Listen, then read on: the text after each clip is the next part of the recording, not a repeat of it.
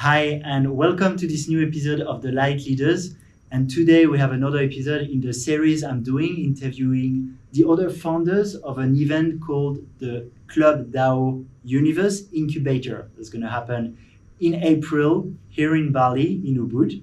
And Gil, you've joined the team of the founders. And so I'm really interested in what you're doing in general, and also to present that so people can have an idea also of the kind of profiles that we have at the event. So Gil, you're a serial entrepreneur, you're a father of three, you've been working with Tony Robbins, with Eckhart Tolle, you've spoken at more than 1,000 events, and you're like a master networker. I've been to some of your networking events. And when Will, we did a podcast with him, said you were going to be part of the 30 founders of the event in April, I was really excited also. So thank you for being here. Thank you, of course. Yeah, great. Excited. Yeah, me too. And excited to serve you guys.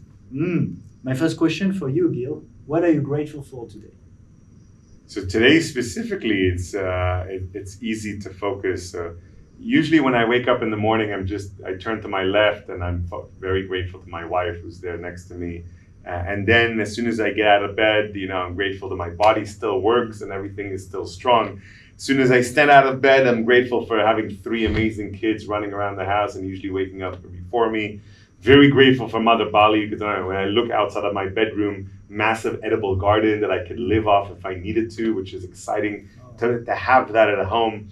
And then, just today itself, today we had an amazing follow-up to an event we had just yesterday, which was a big mastermind event. Today we had the VIPs come together, people that are very resourceful, people that want to make a big difference in the world, and they just need a better strategy. So I was super grateful to them, and so much more, man. I'm just grateful, yeah. I can easily spend the entire session right now, tell you what I'm grateful for today. Yeah, of course, there's a lot, especially in a beautiful place like here, and with the beautiful lives that we have. And I think you and I and many of the listeners were very aligned on we want to create the new Earth. I mean, we already live in it somehow. We want to keep creating that, right? And the event in April is going to be a lot of that. What I feel sometimes when I'm living here in Ubud, when I'm at masterminds in conscious communities, that a lot of people do a lot of amazing things, but often a bit isolated. And I have that almost joke that sometimes, because I've organized masterminds too of conscious entrepreneurs, and that half of the people there, they're there to gather the community. But often it can be under their umbrella, under their project. So in general, I love connecting people more. And I'm also really interested in the event in April because with the DAO technology, I find that it makes it in a way easier to be interconnected without being under your brand or my brand, right? Is that, first, is that something you feel is true in conscious community, that people are a bit isolated? So it's not just in conscious communities. I think that in all communities in the world and most businesses that I've looked into, and after 20 plus businesses in different industries, I've seen it repeat and repeat. Most human beings still have a human need that's connected to significance. But still, if just on the difference there, I still feel like governments or huge corporations, they still can sometimes have tens of thousands of people kind of going in the same direction. Yes and no. So every government would have many, many different departments, and every company would have different segments of product that they want to push for. For me personally, I've been through that where we've built communities for people like Tony Robbins, Eckhart Tolle, as you mentioned, and another dozen amazing speakers in the world. And then we kind of found that significance became important, and we wanted to start building a community for ourselves. And very quickly, I gave that up because I felt that I'd rather unite other communities. And we've been doing that for the last 10 years. We've been basically bringing communities together that usually would not cross-pollinate. Usually they would want to set up their own. And what happens a lot is they cannibalize into each other's communities because a lot of these people want to come together. What we do right now at every single mastermind, we identify 5 to 7 usually communities. We ask them each to bring some of their key representatives. We ask people to pay money into it, so they have skin in the game. They're actually invested in something, which means they'll come in on time, they'll make notes, they'll stick to the whole event, and they'll actually have a follow-up which we find that a lot of people in the conscious communities will show up at events and not necessarily, they'll sit there and be inspired, and they'll sit there and say, wow, I love it, and how can I take this into my life? And there isn't necessarily a follow-up on how can I serve everyone else in my circle, not just how can I take it to my life right now. Okay. Yeah, and it's beautiful to put on, like, also helping other communities, right? Like it's been our focus, and we're going to continue doing that. Yeah. Instead of reinventing the wheel and setting up our own events, we'll partner up with existing events. Instead of setting up our own business, we'll find someone who's doing something similar and we'll help them, which is why I love Will and why I love what you guys do, because they're doing something I love. I'd rather just give them energy, give them resources, invest, sponsor, bring in the right kind of people, and say, hey, we're already burning a nice fire together. Let's make it a little bit bigger fire and bring more light onto it. Yeah. I agree, and that's why I'm really excited about that, and I'm very grateful to everyone that came and supported Will, because I think also because of Will's personality, and we know he's like, I don't feel it's much an ego trip, for example, at all, and so it's also more inviting for people to help. So that's more on a personal human level, and I feel then on a branding level, the DAO technologies help a lot, because 100%. Then, for example, personally, I can go there and be in the Club Universe DAO and be part of that, and I'm not the one who initiated that, but maybe if I'm still in my ego, I want to be a founder of, I can come with the Lightleaders podcast, for example, and can still be a DAO inside the bigger DAO. I think the DAO structure helps us to understand and measure value in and value out. It helps us understand, how do we manage resources? If you have 30 co-founders coming together, how do we get them to shine the light in the same direction when needed? What happens a lot especially with the conscience communities, where people are very much in flow all the time, if there's a specific deadline of an event that has to be running on time, and if you have everybody in flow, that event might not happen on time, the speakers might not show up on time, the right amount of guests might not show up on time, the right vendors might not show up on time, which means a DAO structure will actually create some kind of a frame. So people could still be in flow, which I love being in flow, but I love having that structure and the team around me that kind of creates a framework, and it creates a matrix that we created ourselves. We said, hey, this is the new matrix we want to create for ourselves. This is the event. This is the concept. How can we work within it? And how can we bring people so people know when to buy a ticket and where to show up and where to sleep and what speakers are showing up? And there's a lot of details. When you have a lot of people working towards a lot of details, you need some sort of a framework, and the DAO is just a beautiful way for everyone to see and measure and feel rewarded at the end of the day. Hey, that's what I contributed, and this is kind of the knowledge, the wisdom, the experience, potentially even some sort of a fund that I can actually take back home with me. Yeah, and to explain to the listener, DAO, most of them probably know, but if you don't, decentralized autonomous organization, which is a way to govern an organization which is decentralized. When people participate, they get token that can give voice and that can give value. So an example I like to share is, imagine Facebook as a DAO. If you're an early user, it means you have a voice in the direction of the company. And if the company explodes, you actually have tokens that increase in value. So it's a bit like you're both part of the governance and a shareholder of this, right? Imagine if so many of us that were early adopters would be shareholders. That'd be interesting. Yeah, and that's what's happening, I feel, with the new social media platform that are going to emerge, the Web 3.1. Well, the people who will help grow them, they will be also supported. And actually, I used to be in network marketing, and network marketing has a part of shadow that pushed me a bit away from it personally, at least for some business models. But what I really liked in it was actually that what you said about flow and structure. I could be part, and what we talked about, bigger organization, I could be part of a bigger movement without being just a solopreneur, but I still kept my freedom as an entrepreneur. Of course, but network marketing is amazing for some people because there's a system, there's a platform, there's a structure. And if you're willing to play their game, which is great for many, many people, then you're able to earn, you're able to connect and meet new people, most MLM companies and network marketing companies have amazing personal development and education, which is usually for free, which is incredible. I've actually spent a lot of time with network marketing companies in the last 10 years, never inside of them. I've never actually joined one. The reason is I teach them how to do what they do.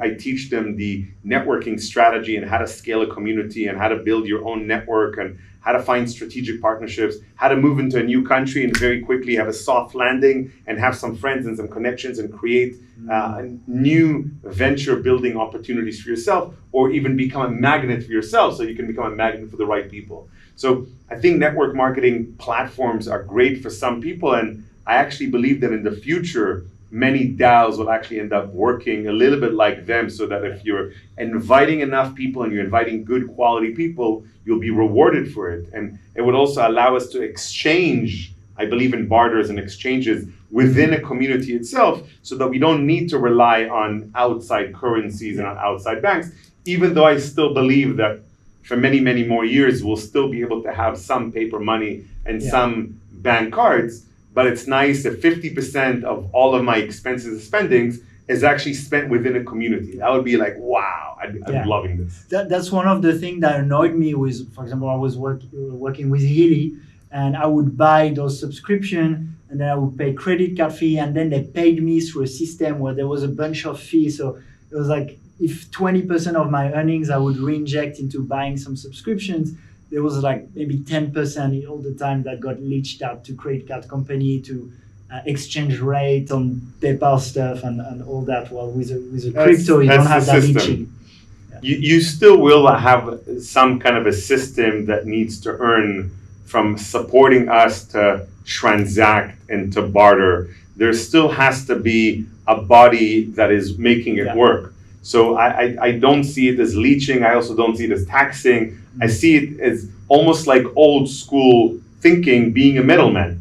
It's completely okay to have some middlemen as long as I've agreed to it, as long as it's transparent and everybody knows what everyone makes. My problem with the leeching wasn't that part going to Healy. It was the part going to credit card companies, to banks, to the like third parties for transactions of fiat currencies. And potential tax, this kind of thing. Anyway, so as I said, I'm very excited that you'll be at the incubator. What are you going to bring there? So I'm going to be there for the second part of the incubator. First part of the incubator, I'm traveling my family to Israel for a massive family gathering. Families coming from all over the world. And for me, this gathering that everybody's coming together is a family coming together and a new family being born. And I've been really strong for the last 10 plus years at bringing groups together and helping them become families. Historically, I'm a shy, introverted networker. I'm an immigrant since the age of 10, so having those complexes within me, it's only until my mid-20s that I really started coming out of my shell and learning how to talk to people and starting a conversation, or learning even how to talk to women. It's really only in my early 30s that I stepped out into the stages and learned how to actually speak in front of an audience. And I've learned that everything I've done is just a process, and it's specific rituals and habits that anyone could learn. I've also learned how to expedite that, so no one needs years to build confidence or be able to get on stage. We can do that with people in minutes. We've also learned techniques and hacks how to create and build trust between people very, very quickly. I don't just believe in masterminds, which I'm a huge fan. I believe in master heart sessions, where you get people to really activate the collective genius. You get the vortex to start working so that real ideas get put onto a real active action plan, so that when amazing people come together and we have the dreamers around, we have some people that are the project leaders. We have some people that love administration. I don't, but I love that there's some people that love to sit there and make notes. It's amazing. I have some of those people around me, and I make sure to have them. And one of my genius and superpowers is to be able to identify who do we have in the room and how do we empower each one of them, so that the dreamers' dreams, and they're the artists. They give us the visions and the plans and the ideas, and this is amazing. But We need the project managers to put it down on some paper. We need that to become some sort of a mind map. We need to agree on some kind of an action plan to have a structure. We need to agree on when is the next event and who else do we need and what resources do we need. And it's not just everyone saying, I have an idea and I need investors, but it's actually breaking it down. Because I love setting up companies, my objective is to bring the right people together, to create an authentic networking lounge where people come in that lounge, and it's not about just what do you do, let me take your WhatsApp number. There is no phones allowed in those lounges. We'll facilitate almost like a speed networking solutions for people following specific algorithms that we believe really work.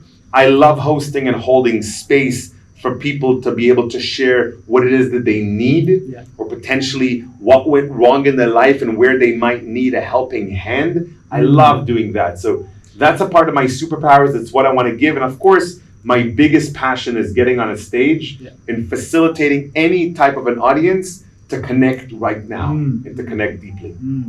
Yeah, and actually what you said about, people, what I understand is helping people bring in their genius also, like whether they're into admin stuff or accounting or public speaking. And to go back to the DAO and organizations, but also to network marketing, when you work together in bigger organizations, that also allows you to do that more, right? So I find the problem sometimes in the conscious solopreneur is first that it's a bit harder to create the new earth if we don't all pull in the same direction, but also it forces people to do things they don't like to do. Personally, I'm not a big fan of doing legal stuff. So I'm very happy to support Will, who's been looking into creating a church and doing all the things legally to like have those sovereign nation kind of things that I'm dreaming about. But and same, we need accountants, all that. And often when you're a solopreneur, you end up doing a lot of things that you don't like to do, right? Or that's not your genius. But when we collaborate like this and find the right people, then I can be like, okay, I'm not going to take care of the legal or the accounting because I have people who enjoy it. I think it's exactly that. You hit the nail on the head, because it's most solopreneurs are not solopreneurs because they understand the options. The solopreneurs because maybe they're afraid that someone will steal their dream. Maybe they're solopreneurs because they've never been a part of a team. Maybe they're solopreneurs because they don't know how to delegate or escalate. Maybe they're solopreneurs because they don't know how to ask for help. Maybe because they're swinging the pendulum the other way after being employees from dependence to potentially independence. I don't know their history necessarily, but what I do know is to break through people's patterns very, very quickly, to enable people to understand that we don't need another Me Too. We don't need another event that gathers 20, 30 people talking about the exact same thing. We need much bigger events to come together. Right now, for example, I'm talking to a few friends to do something similar to what we have here in Bali Spirit Festival with that team, and actually doing it on the other side of the world, like in Dubai. Right now we're talking about doing the Dubai Spirit Festival. So it's focusing also on communities that have the resources and are interested in stepping into this realm of people that are a little bit more awakened, and bringing those people together, and not bringing them for one day, but like, this is happening, bring them maybe for 5 days, and allowing them to have structure, allowing them to have not just speakers, but facilitators, allowing them to have mind maps on the wall so that everyone basically comes together, because I believe that many people in our community, at this stage, no one has any more new ideas. It's all downloads that we have. It's similar ideas that we have. It's similar downloads that we have. And we all want that community that works together and lives together. We all want those kind of families that are sharing. I don't need my kids to have 100 books. I don't need to have such a massive edible garden for my own family, which is why 50% or 80% of our garden we give away to people. I don't need to sell it. I want to just give it to people, and I don't need to exchange. I just want them, hey, come to my house and take. It's yours. Brother. I'll show you after. We have the permaculture garden here we've started, and same, we want to share. Yeah.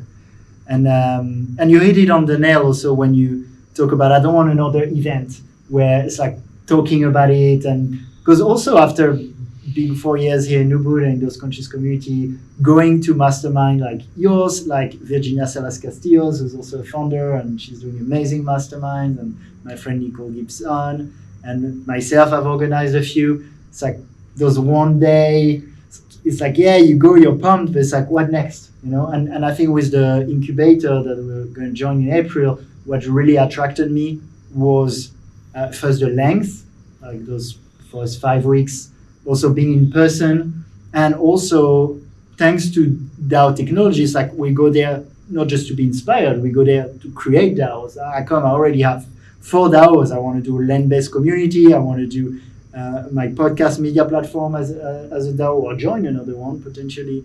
I'm interested in a fruitarian, raw vegan one, and also in a permaculture one, actually. So it's like okay, we're gonna create there, and that I feel is different than a lot of events that are amazing and that we've been to, but now it's time.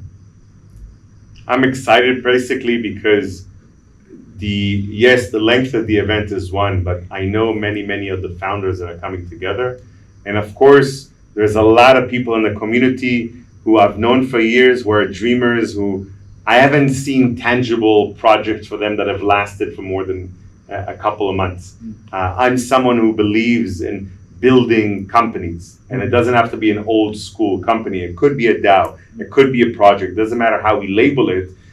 It needs to have a structure of a team. It needs to have some sort of a project plan. It needs to have some level of management or leadership that drives it forward. It has to have a financial model. Whatever currency we use, we need to be able to transact. We need to be able to pay someone to do something. And yes, we do. You might need some money. So it's not about having necessarily investors, but it's having the right contribution from the right people to move something forward, because I've built a lot of companies in my life. I love successful failures. So I don't mind failing in business at all. Failure is good. It's okay. As long as we learn from it, as long as we grow from it. And what I've gone through in tech industry and in mobile apps has helped me a lot today to say to people that say to me, hey, let's build a mobile app. And I'm like, hey, you know what?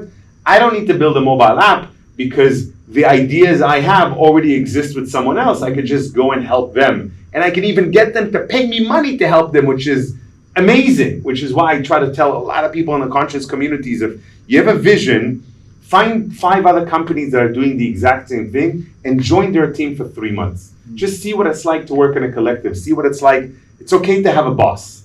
It's okay, because it's not really a boss. They don't really pay you a salary. It's more of a collective that comes together, but it has to have a leadership team. Yeah. Someone needs to say, hey, we're going in that direction and in this time frame. And to me, this is a really cool test for the people who are listening, to see if when we come as a team, each can not just contribute whenever they wish, but each could deliver for the other person. And for me, this is really the collective genius. It's even deeper. It's even karmic partnership, where I want us to succeed. So I want you to grow. I want you to be helpful to the team. I want you to be able to get the help that you need in order for all of us to co-elevate together. Yeah, thank you. I hold to that, Gil. And also something you shared a little bit earlier was about when you do mastermind, like also connecting the heart. You talked about master heart, right? Actually, my friend Nicole Gibson, she calls her masterminds master heart, which I think is really cool. And together, like-minded and like-hearted people. And that's also something I'm really excited about at the incubator, is that there's nothing wrong with just gathering and working. There's some people that are programmer or coders, they go for a hackathon, they're like, let's code together, that's their thing, that's amazing. But for me, it's really good to be there and be, let's eye gaze, let's move together, let's connect our hearts in different ways, let's have a cacao ceremony or something together, and then it feels way easier to co-create. That's how I feel, at least. I completely agree. In being in a booth for many years, the eye gazing, the cacao, the tea, whatever, everything else definitely can open up the heart. But I've learned that there's very simple solutions to opening a people's heart, which is just basically attention. And I use a lot of algorithms and specifically looking to hack how we understand time to open people's heart. Because if you're able to give attention to someone for a period of time, your heart and their heart will open up whether you like it or not. So for me, facilitating Master Heart sessions, we don't need any external support to do that. We just need attention for each other.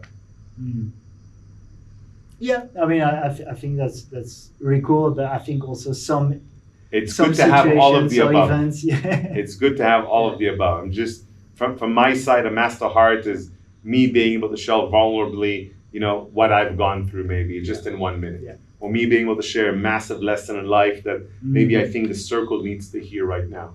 Or me being able to share, one of the biggest breakthroughs I had in the past year, but can I do it in just 1 minute and then give you 1 minute and give the other person just 1 minute and see if we could be the same. And that's really good that you bring it up, because I think it's a balance. It's good to do high vibe events, we do a ceremony, but it can still stay pretty impersonal. So if you balance it with more like deep, vulnerable shares, then you feel truly connected. It's not just a love and light, high vibe thing. I like more of the sharing, less of the ecstatic dancing for me personally. Yeah. Okay, yeah, I like both. Yeah.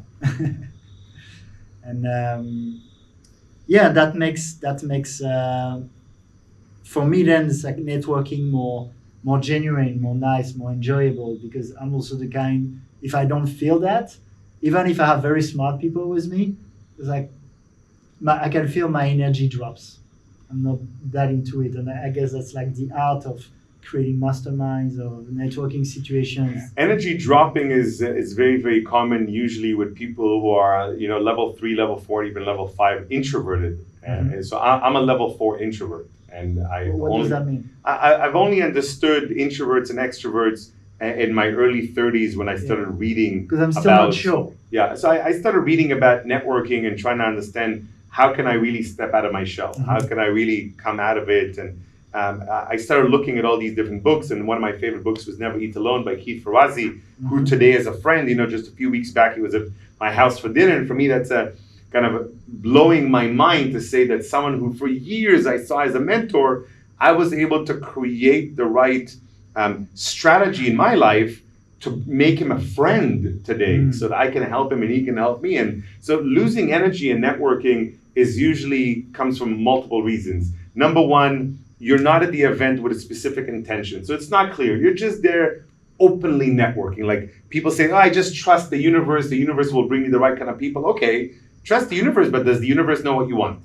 It's very, very simple. Does the universe know what you want? Have you told the universe, I want to meet these kind of people? So I believe in network manifestation. I believe before walking into any gathering or any event, I will say to myself, sometimes I'll write it down, this is the kind of people I would love to start conversations with today. This is the kind of people I would love to meet today, and I promise you, universe, if you bring those people into my life, I will listen to them, I'll follow up with them, and I will do my best to build a relationship with them. And this is a mantra that you can say to yourself, and the universe really listens. I really believe it. I've tested it out. I've tested it on others. It works. It doesn't work every time. It doesn't work 100% of the time because we're human. Because the person that we might need to meet might stand next to us, but maybe we haven't had enough practice to start a conversation with a pretty lady. Or maybe we haven't had enough practice to speak to someone who looks poor. I took that upon myself in my mid-20s to learn how to speak to homeless people. And I literally used to speak to 5 or 10 different homeless people every single day for more than a year. Every single day, my first year in England, when I was leaving work, I went to there was a bakery right next to me, and I bought everything they didn't sell for the whole day, and they gave me at a big discount. I didn't have much money. I went to the supermarket, bought some water and bought some apples, always. I gave them a piece of bakery, bottle of water and apple, and I spoke to them for 5 minutes. It was full speed networking, like speed dating. Speed dating is 5 minutes. I gave them 5 minutes to see, can I start a conversation with a homeless person? Can I get them to share something with me? Can I stay attentive on them? I was also practicing my English, which is my 3rd language, but what I've learned is that I am an introvert and I am an immigrant, which means I'm finding it difficult to network in general, which is quite complex from what I've learned today because I've been studying it for 10 years, the arts and the sciences of it. But I've learned that as an introvert, I can actually manage my battery. So there is, for example, if I go to a big event, I won't stand in the middle of an event for too long because there's too much action all around me. And introverts tend to be a lot more sensitive to our surroundings. So I'll tend to stand maybe on the side, maybe next to a wall, talking to people. Like as an introvert, you don't want to stand next to the bar. There's a lot of action in front of you and in back of you. As an introvert, for example, I've learned that every sometimes 45 minutes or so, less than an hour, this is not so much today because today I've learned how to hack my own system. You can completely reprogram your whole system. I can walk you through it. Just send me a message. But what I've learned is that if I go to the bathroom and wash my hands for 1 or 2 minutes, it resets my battery completely. Literally just wash my hands slowly, and no one cares. No one really watches. No one knows how long you're washing your hands for. But for me personally, water, because I'm an Aries, I've got a lot of energy in me, a lot of fire.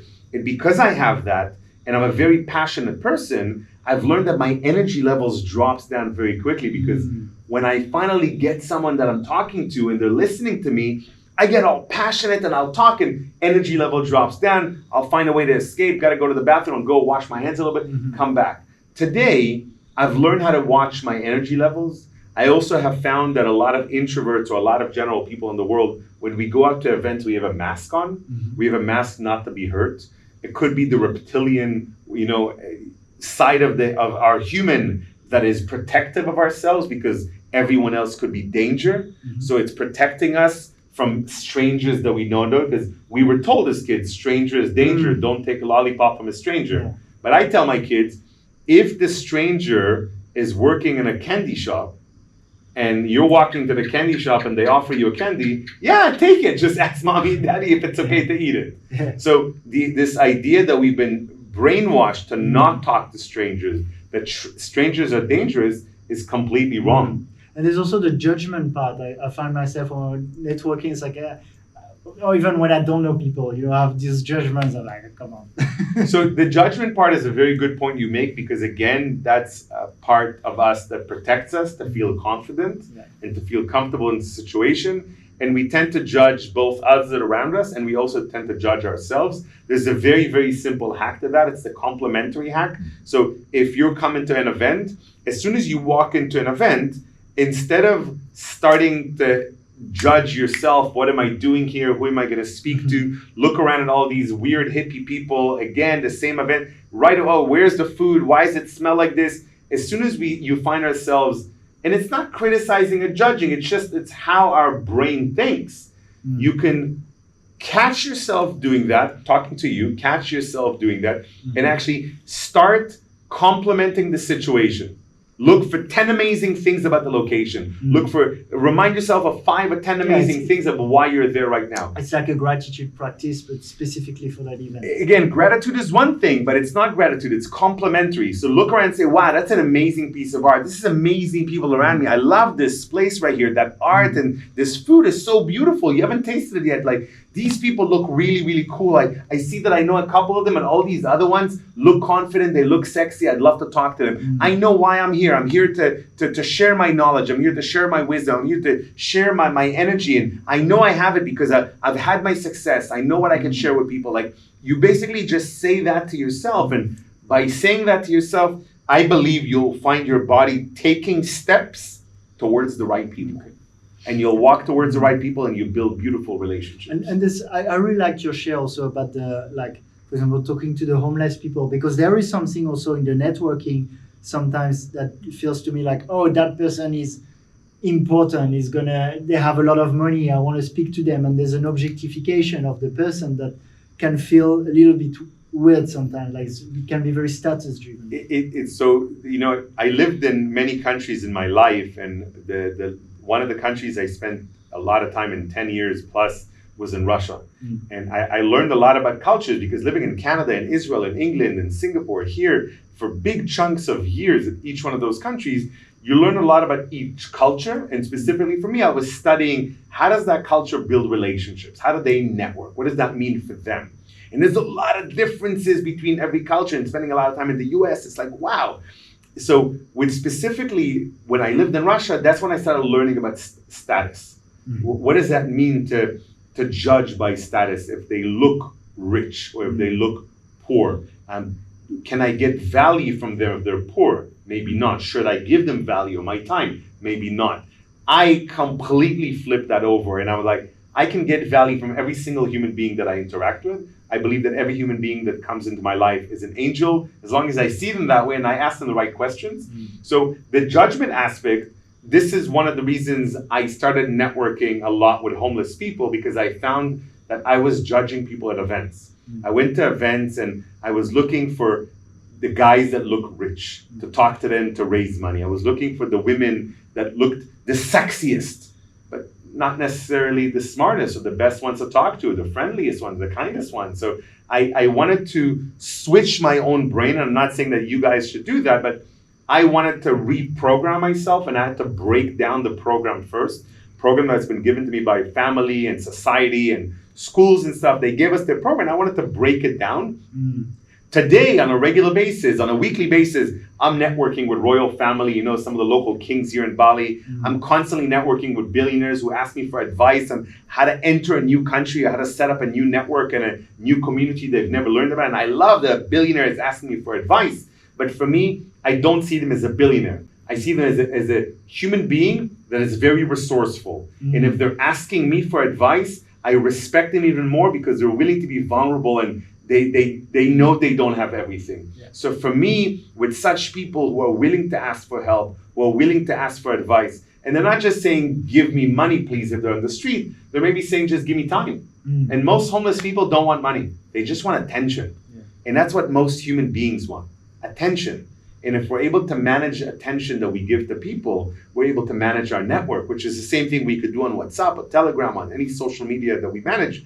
We're able to look at everyone that we're connecting with. And what I highly challenge all of you to do is just take your phone and scroll down 3 months and 6 months.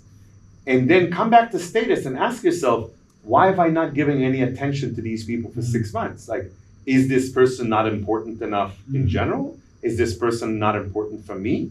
Did I just lose track of time? Can I leave them a 30-second voice message telling them how I'm doing and ask them what's new and exciting in their life? And this is the practice that I do every single day. I'll scroll back 3 months, 6 months, 1 year, because I want to avoid the status. Every human being that comes to my life comes for a reason. I want to explore not what opportunities you can work together, but what value can we offer to each other? Maybe you need introductions. Maybe I need to be interviewed by you because you'll say something to me that will trigger. And I embrace that. And of course, I don't keep in touch with everyone in my life because it's impossible. But I've learned to develop my intuition and my networking sixth sense to listen to myself and say, based on networking priorities, who are the people that I should send a message to right now and why?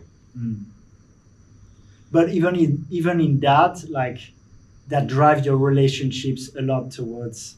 I mean, you say it was for value in general, so it doesn't have to be business. For me, it's 99% not business, because I don't have that much time for business. I follow up with people who are amazing. I follow up with people who are inspiring, who are doing great projects. I follow up with people who are just, in general, doing something to add value to the world. And the one thing I can always say to them is, hey, do you need any connections? Easiest value to offer people, and you can do that every single day. On an average day, I'll connect maybe 5-10 people together, which means it's double. It's 10 or 20 people that actually I bring together. I do it in a very simple way, put them in a WhatsApp message together, leave a 1-minute voice message to introduce them, and then sometimes I try to follow up a few days later to see if they actually connected. This is a way for me to add value and nurture my network.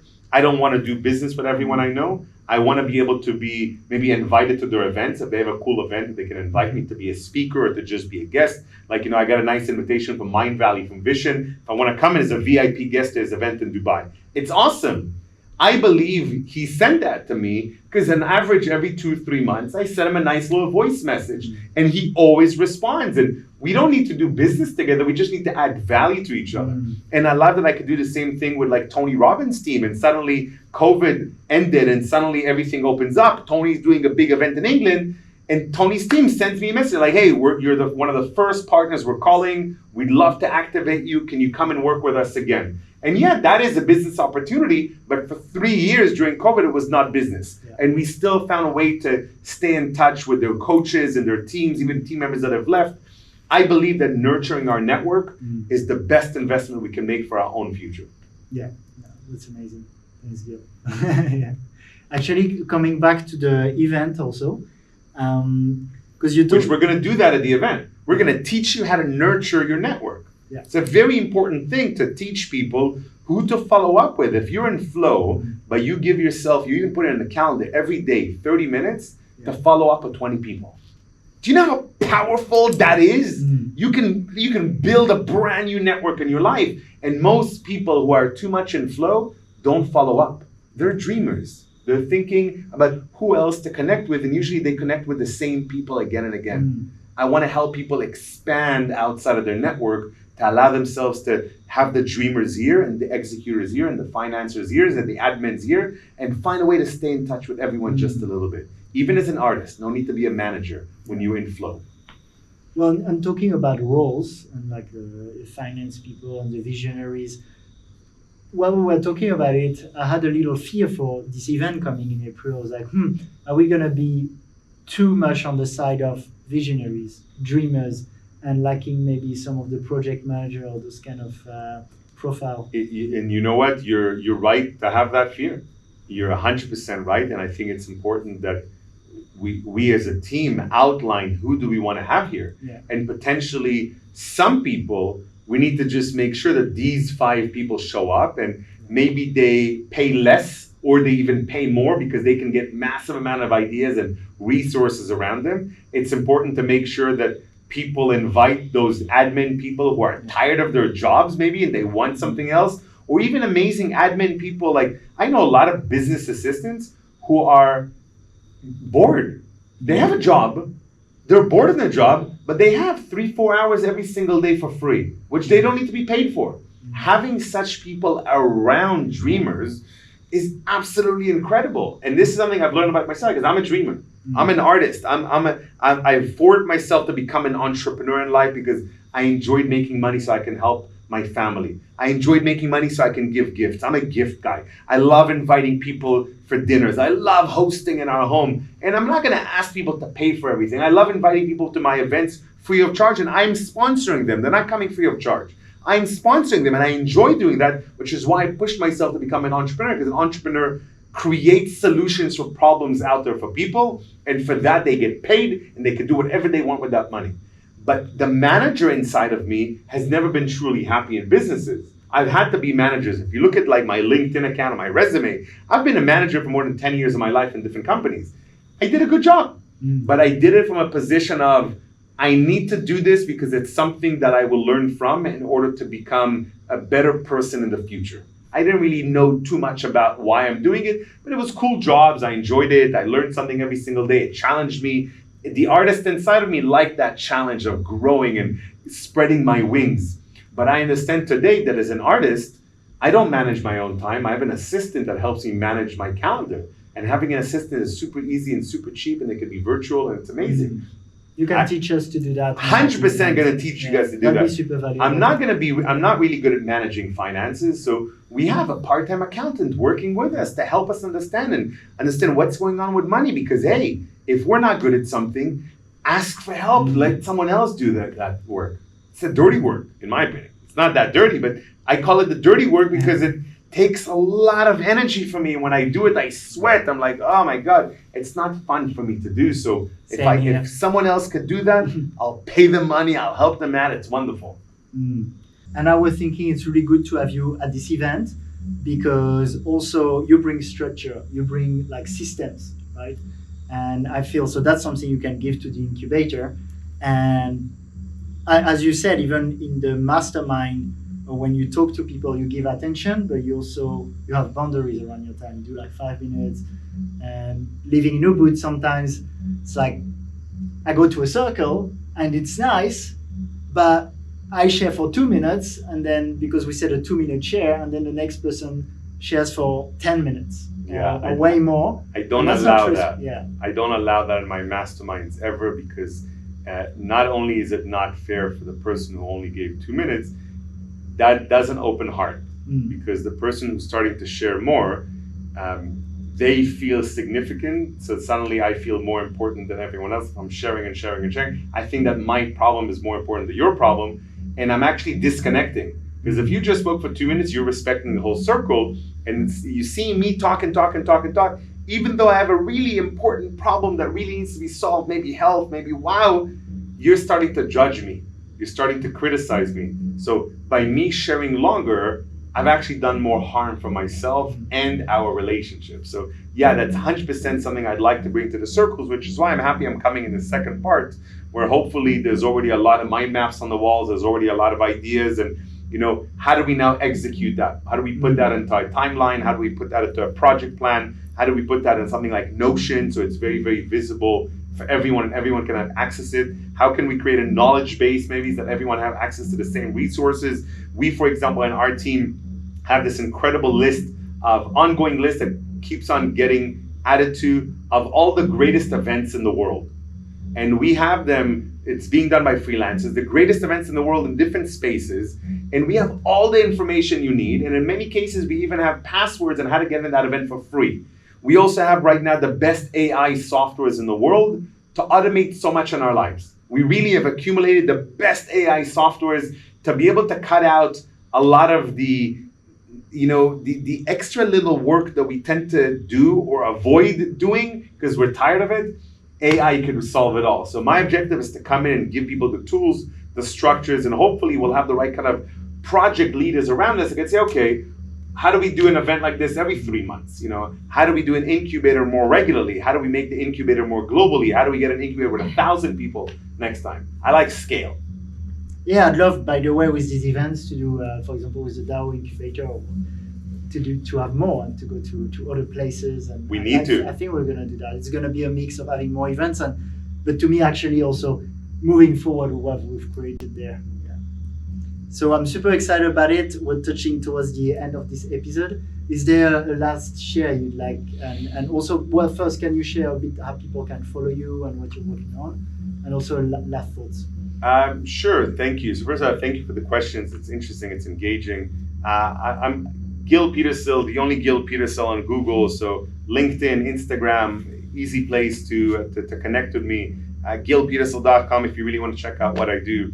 I don't have any specific projects or programs that I need to sell because we have incredible teams working on everything regularly. But if we could find a way to help you somehow, especially when it comes to impact projects that are now ongoing. Yeah. We're not interested in more ideas right now because the world already has enough incredible ideas with great teams, but we're looking for teams that now need additional resources to scale.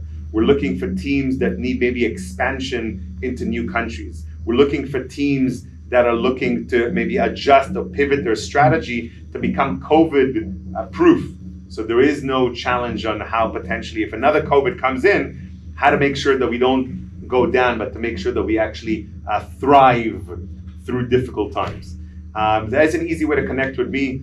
Last thoughts, constantly build a network in your life, constantly. You shouldn't do it in order to find a job or in order to start a new business. You should constantly be building a network, even if it's one new person per week.